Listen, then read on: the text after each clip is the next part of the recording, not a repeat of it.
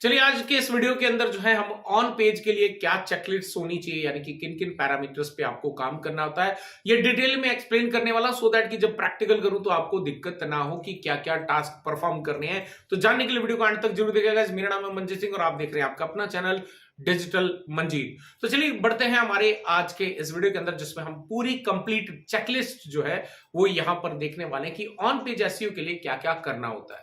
तो यहां पर जो है सबसे पहले बता दूं, मैं टेक्निकल एसईओ को कवर नहीं कर रहा हूं, बिकॉज टेक्निकल एसईओ किसी एक सिंगल पेज पे नहीं, वो पूरे एंटायर ब्लॉग पे, एंटायर वेबसाइट पे जो है वो एप्लीकेबल किया जाता है। तो डेफिनेटली पेजेस पे भी किया जा सकता है, लेकिन अगर हम वेबसाइट पे टेक्निकल एसईओ को करते हैं तो वो सभी पे एप्लीकेबल हो जाता है। तो इसलिए मैं उस चीज को यहां से अलग करने जा रहा हूं कि यानी कि इसके अंदर जो है ऑन पेज के अंदर टेक्निकल एसईओ को इंक्लूड नहीं कर रहा हूं। बिकॉज आप में से बहुत लोग जो हैं कमेंट में लिख सकते हैं कि सर आपने टेक्निकल एसईओ क्यों नहीं लिया। तो क्योंकि वो एक डिफरेंट कॉन्सेप्ट है, वो ऑन पेज के लिए तो होता है, लेकिन उसके साथ साथ में हमें कुछ ऑन पेज पे यानी कि जिस पर्टिकुलर पेज है उसके ऊपर में कुछ काम नहीं करना होता है, हमें काम करना होता है कुछ टेक्निकल एस्पेक्ट्स के ऊपर में। इसी वजह से मैं टेक्निकल एसईओ को यहां से बाहर रख रहा हूं। तो चलिए बढ़ते हैं हमारे आज के ऑन पेज चेकलिस्ट की तरफ में।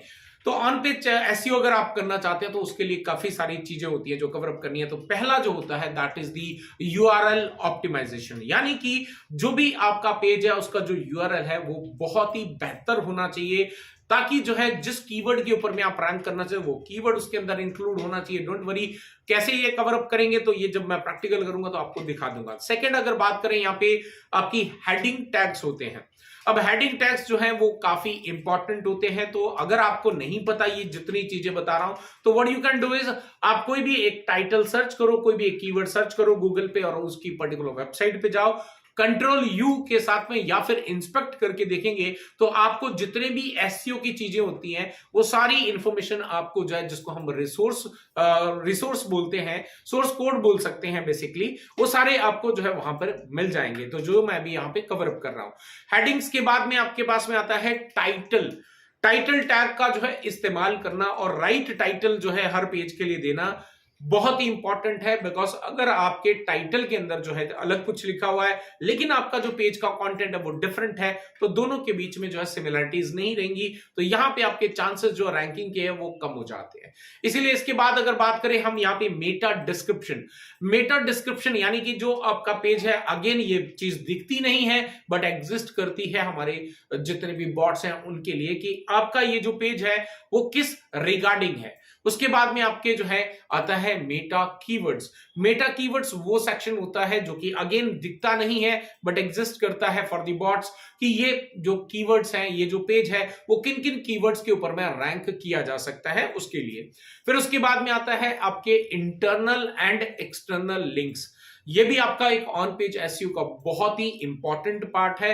अब इंटरनल की बात करें तो किसी भी पेज के साथ में लिंक नहीं कर देना है। सिमिलर जो कॉन्सेप्ट है या सिमिलर जो आपकी निश है उसके जो हमारे पेजेस हैं उन्हीं को हमने इंटरलिंक करना है, बाकी दूसरे टॉपिक्स को नहीं करना है।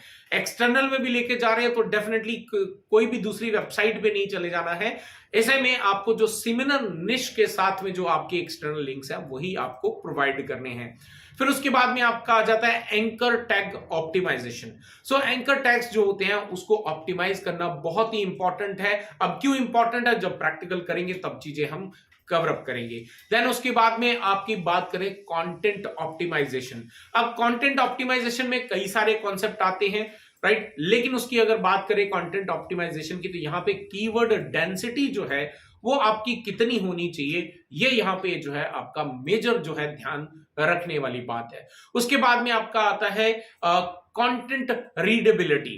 Content readability again it's a part of a content optimization only. So मैंने यहां पे इसको इसलिए अलग करके आपको एक्सप्लेन कर रहा हूं सो दैट कि आपको पता हो, आपकी चेकलिस्ट के अंदर हो कि आपका जो कंटेंट आप क्रिएट करेंगे वो एक इजी टू रीडेबल होना चाहिए। मतलब जब यूजर आपके पेज पे आए तो उसको जो है बहुत इजीली समझ में आना चाहिए कि आपने कहां पर किस सेक्शन के अंदर क्या किया हुआ है। तो इसलिए उसके पॉइंटर्स बनाना, उसका एक इंडेक्सिंग करना और उसका एक ओवरऑल सिनेरियो ओवरव्यू जिसको हम कहते हैं वो स्टार्टिंग के अंदर मेंशन करना बहुत ही इंपॉर्टेंट है, और एट दी एंड जो है उसमें कंक्लूजन क्या है वो डिफाइन करना भी बहुत ही इंपॉर्टेंट हो जाता है।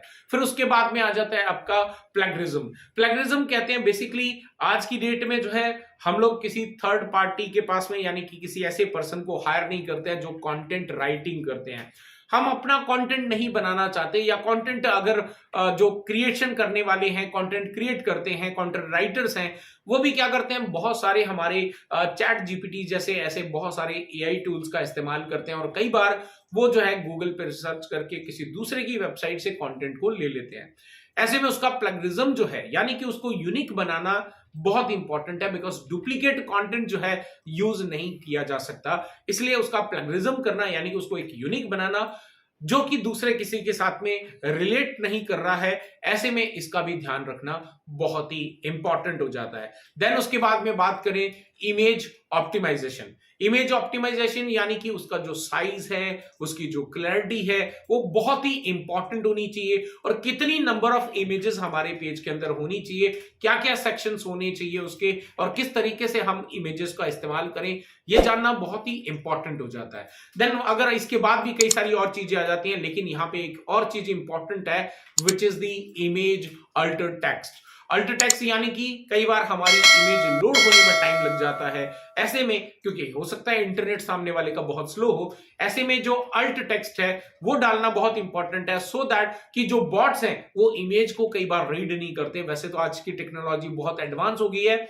इमेज को भी रीड किया जाता है, लेकिन स्टिल अगर हम अल्ट टैग के अंदर डाल देंगे तो it is easier for the bots to understand कि ये इमेज किस तरीके से रिलेट करती है, किस चीज के अंदर जो है ये रिलेट करती है। और ऐसे में अगर आप गूगल पे भी सर्च करें तो देखिए आपको एक पहले टेक्स्ट मिलता है, उसके बाद में आपके पास में एक इमेज सेक्शन होता है।